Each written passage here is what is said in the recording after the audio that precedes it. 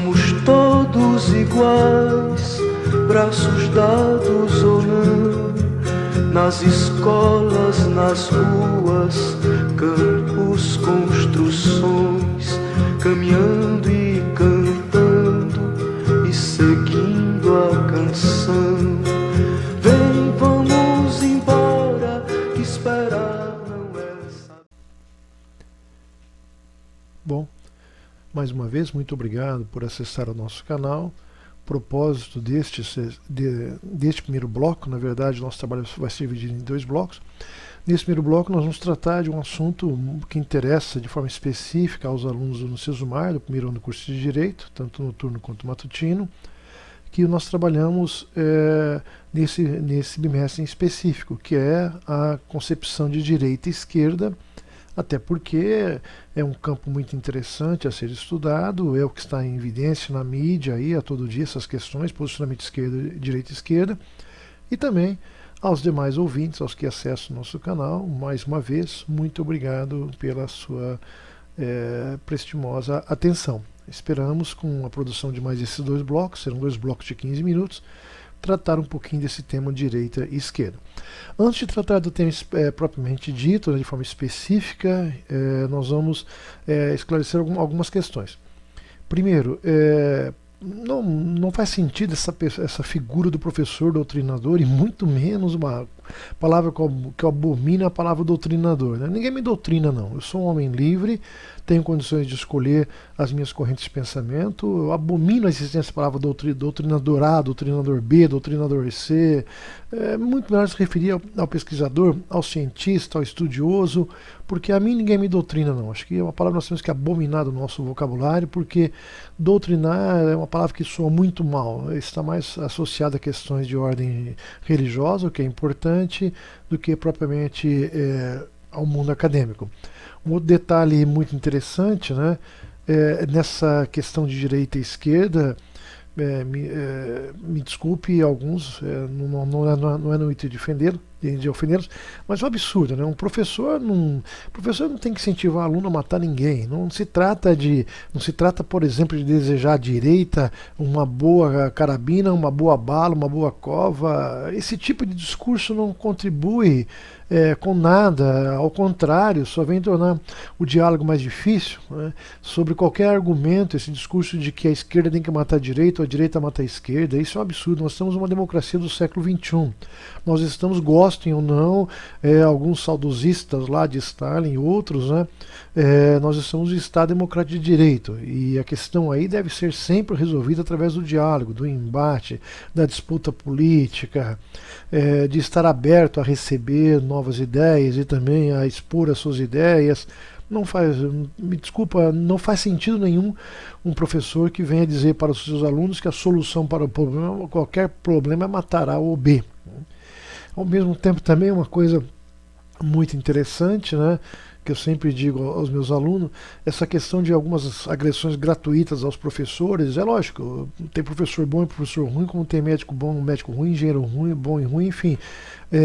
Mas algumas agressões gratuitas aos professores, né, eu defendo. Numa democracia as pessoas são livres para dizer aquilo que elas querem dizer, desde que arque com as consequências, né? Mas aí também, às vezes eu vejo alguns comentários e eu falo, no fundo seria bom castrar, vai que essa coisa reproduza. Bom, mas enfim, expostas essas questões iniciais, né, e agora me permita um momento para refrescar a minha garganta. Não é vinho, até porque seria desperdício tomar vinho num copo como esse. E outro detalhe, né, em final de ano, imagina o professor tomar vinho. Isso aqui é na verdade, um refresco de hortelã, porque hortelã se acha de graça aí no fundo dos quintais, em vasos, e professor em final de ano só tem condições de tomar isso. Lógico, diferente da burguesia que me ouve, que certamente devem estar neste feriado de 1º de novembro, aí nas praias de Miami, Mediterrâneo, onde tiveram um sol mais firme para gastar os seus dólares. Aqui é mesmo chá de hortelã. Bom, o primeiro bloco, o nosso objetivo principal é tratar aquele vídeo do professor Marcos Nobre e Felipe Pondé, direita e esquerda. Aliás, uma boa produção, de cunho acadêmico muito importante, de conteúdo das duas partes, o professor Felipe Pondé representando a direita e o professor Marcos Nobre representando a esquerda. É um vídeo com bastante profundidade em alguns assuntos, aquilo que é permitido dentro do tempo, lógico, a profundidade é relativa à questão do tempo. Então nós temos que entender nesse vídeo algumas questões muito importantes. São dois filósofos importantes na filosofia atual brasileira. São dois filósofos de muita importância e certamente tem muito a contribuir para o nosso desenvolvimento do nosso curso. Vocês têm, além desses dois vídeos, e outro vídeo nós vamos tratar no segundo bloco, outros textos de apoio para melhor compreender essa questão de direita e esquerda, até porque é um absurdo mesmo, um advogado, uma pessoa muito importante na sociedade brasileira ou qualquer sociedade democrática, não saber se posicionar à direita e à esquerda. Aliás, uma outra coisa que eu deixo muito bem claro nas minhas aulas, não sou doutrinador de ninguém, não imponho ideologia de ninguém, o professor tem que expor ideologias, o professor tem que abrir os horizontes dos alunos e permitir que eles então escolham as suas próprias ideologias. Mas, de uma certa forma, o que nós temos que observar é que esse discurso ainda é um discurso não tão longe assim no Brasil, um pouco mais recente, né? E algumas questões interessantes que nós vamos abordar. Desse discurso aí fica muito claro uma coisa muito interessante. O professor Pondé faz algumas passagens bastante, vamos dizer, profundas, né? Principalmente quando ele dá aquela definição. A direita ela é conservadora. É conservadora do quê? Conservadora daquilo que ela achou que conseguiu até aquele momento. E, portanto, ela quer conservar aquilo que ela já conquistou. Uma outra questão muito importante, a direita liberal, porque o discurso aqui no Brasil é esse, de direita liberal e a esquerda socialista. A direita é liberal. É um liberalismo que prefere, em muitos casos, a liberdade à igualdade, porque parte do pressuposto que, estabelecida a liberdade é o bem mais precioso a ser preservado, as demais conquistas virão por consequência. O próprio Milton Friedman, no seu livro Liberdade e Capitalismo, trata desses assuntos e é uma obra interessante a ser lida. Então, ela é conservadora porque, de uma certa forma, a direita ela tem uma visão hobbesiana do homem. Ela desconfia da natureza humana, ela desconfia do homem. Tanto é que a ideia de contrato, como nós conhecemos, fiador, testemunhas e outros, nasce dentro de uma perspectiva de uma sociedade liberal. Então, se no contrato você pede o avalista, o fiador e outras coisas mais, é porque você já desconfia da natureza humana.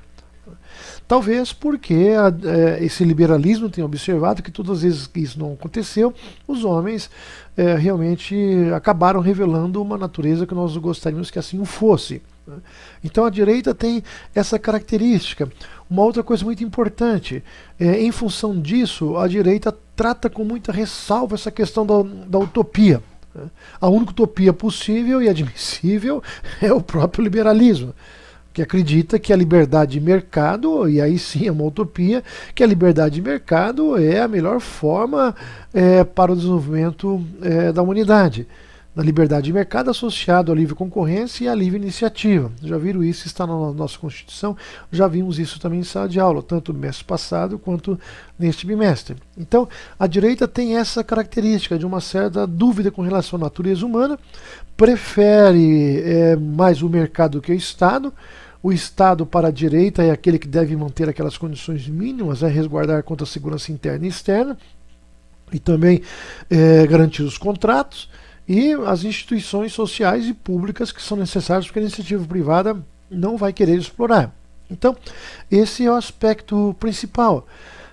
A direita representa muito bem aquele pensamento que vem lá de Adam Smith, depois Ricardo, Locke, né, onde acredita muito na liberdade individual como forma de construção do coletivo. Então, primeiro a construção individual para depois carrear isso para o campo do coletivo. De uma outra forma, o professor Marcos Nobre, aí defendendo a esquerda, deixa muito bem claro para nós que a esquerda ela não é conservadora, ela é revolucionária. Ou seja, ela quer mudanças, as mudanças têm que vir de forma mais imediata possível, de preferência que ela venha já.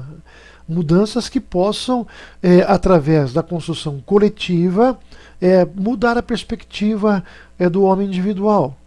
Então, esse pensamento revolucionário da esquerda, ele se funda com a ideia de coletividade. Uma coletividade que, até certo ponto, ela vai substituir a própria ideia de individualidade. Se não substituir, ao menos reduzir ao máximo essa ideia de individualidade. Uma outra questão dessa esquerda, tal qual o professor Marcos Nobre quer nos transmitir, e realmente é um pensamento muito interessante, muito ponderado sobre a esquerda, é esta, de que a democracia é o ponto de partida, é o ponto de chegada da discussão da esquerda. E essas discussões, essas mudanças nos direitos, né, por exemplo, se a direita diz que alguns direitos são pétreos, a esquerda vai dizer não existe nenhum direito pétreo, todo direito é passivo de discussão, de mudança, né, de cair no campo do diálogo, do debate, da dialética hegeliana, né, tese, antítese e síntese, de forma que as coisas possam mudar. Lógico, desde que isso seja feito dentro de regras claras, regras previstas pela democracia ou criadas pela e para a democracia, que possam contribuir então para a construção desse diálogo e a realização daquilo que a esquerda projeta para o homem. A esquerda tem sim uma característica de uma certa utopia, de uma crença numa certa utopia, de uma crença de que um dia nós podemos construir uma sociedade onde os homens sejam iguais. Iguais não igualitários, né? Aquela crítica lá que o professor Marcos Nobre faz à União Soviética. Embora, me desculpe, não dá para dizer que a União Soviética não foi socialista, lógico que foi. Foi socialismo na sua face mais perversa e, por sinal, uma experiência degradante para a própria existência humana. Uma experiência, o resultado da experiência da União Soviética, malfadada, como é a Coreia do Norte, como são outros países menores, menos importantes, né, são experiências desastrosas. Ninguém pode negar isso. E a China? Não, a China é uma outra questão. A China, eu costumo dizer que ela tem uma posição muito interessante, né? Capitalista naquilo que lhe interessa e extremamente socialista naquilo que é para conter o povo, seus desejos, suas vontades e as suas liberdades. Mas aí é um outro parâmetro, está fora do objetivo da nossa discussão aqui no nosso curso de Direito. Então, tem essa característica. A esquerda, ela tem sim uma certa crença na construção dessa sociedade onde os homens sejam iguais, tanto no campo formal quanto no campo real. E ela tem uma característica de acreditar que a individualidade possa se entregar à coletividade e que a coletividade será realmente capaz de decidir tudo aquilo que é bom ou ruim para o indivíduo. Então, esse discurso da esquerda e da direita não são, na verdade, discursos que se contrapõem, apenas partem do ponto de vista diferente sobre a natureza humana. Porque, no final, como deixa muito bem claro o professor Marcos Nobre e o Philippe Pondé, o objetivo tanto da direita e da esquerda, nessa visão mais ponderada sobre a direita, embora às vezes o Pondé tenha uma visão um pouco mais radical, é de que existe um ponto de convergência. De que tanto a direita quanto a esquerda também querem construir um mundo melhor. Então, esse discurso da direita e esquerda, ele se funda sobre a ideia de liberalismo e socialismo, sendo o liberalismo uma crença muito grande e quase que ferrenha na figura do indivíduo, e o socialismo, aquela crença de que a coletividade é realmente capaz de resolver todos os problemas e, ao mesmo tempo, tem uma certa dúvida da capacidade dos indivíduos de resolver esses problemas. Portanto, vem aquela discussão que o Marcos Nobre falou. Olha, não faz mais sentido mesmo nós falarmos, tanto direita ou esquerda, falarmos em luta de classe. O Estado projetado por Marx no século XIX, dentro daquela visão de burguesia e proletariado, era o Estado daquele momento histórico. Esta é a verdade histórica daquele momento. Hoje as classes sociais estão tão fragmentadas que não faz mais sentido ter esse tipo de discurso. Até porque, dentro da classe dos trabalhadores, nós temos trabalhadores com poder aquisitivo muito acima da classe média, com rendas salariais de 30, 40, 50 mil reais em algumas profissões específicas, né, e de sucesso no momento, e que de nada lembra esse trabalhador de Marx lá do século XIX. Portanto, esse discurso parece, embora a gente fale brincadeira aqui, brincadeira ali, não nos parece ser o discurso mais adequado. Fica mais no sentido aí de uma certa, de tratar essas questões com certo humor do que de aplicação prática, de observação, de empiria, né, sobre esta sociedade. Então, o discurso, esse vídeo em especial, é um vídeo importante que nos apresenta de forma sintética uma visão bastante ponderada, acadêmica, sobre direita e esquerda, e os dois autores, então, pelo menos nesse vídeo, abandonam as chamadas ortodoxias, tanto de direita quanto de esquerda. Sugiro assistir esses dois vídeos com bastante atenção e talvez eu pudesse, nesse momento, ter contribuído um pouco mais com os meus alunos e também para as pessoas que acessaram o nosso canal. No momento, muito obrigado, até uma próxima oportunidade. Vai ter o segundo bloco deste mesmo assunto para tratar então do nosso segundo vídeo. Aos demais, aos alunos e aos demais, até a nossa próxima oportunidade e muito obrigado.